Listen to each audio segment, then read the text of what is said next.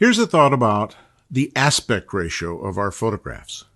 The aspect ratio is the division, the ratio, if you will, between the long side of the photograph and the short side of the photograph. So a square photograph is 1:1.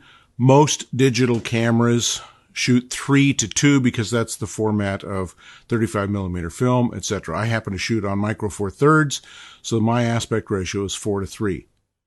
But is it fair to say that 99.99999% of all photographs are at least some form of quadrilateral? A square, a rectangle, 4 straight sides. Why?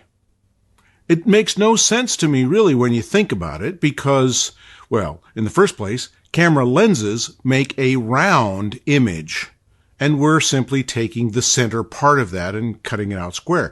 It's probably has something to do with manufacturing, that it's easier to cut a straight line than a curved line, and so maybe film started off being square way back when, or maybe even daguerreotypes or tintypes. It was easier to cut a straight rectangle than it was something circular. But those limitations don't exist for you and I today. We can very easily make any shape for our photographs that we want. Circles, ovals, irregular shapes. It can be done in Photoshop. It can be done in programs that manipulate photos like InDesign.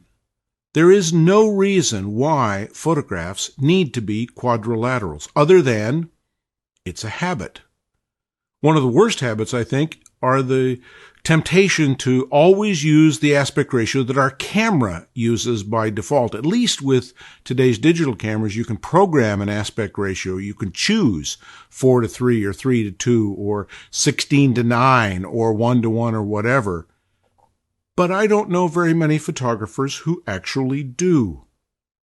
Some photographers will do a little bit of cropping on their images to get rid of some inconvenient edges. But I would really like to see more experimentation in photographs that weren't quadrilaterals and that weren't the standard aspect ratios that are dictated to us by the manufacturers.